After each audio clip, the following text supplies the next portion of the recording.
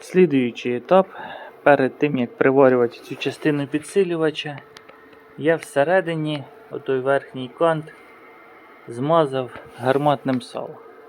І оцю частину підсилювача теж змазав, щоб вона була вже оброблена. Хоча я думаю, що цей автомобіль ми будемо обробляти мовілем, та тут також все буде оброблено. Тепер, коли я буду зварювати, воно буде стікати в оцей шов, так як ви вже все це знаєте.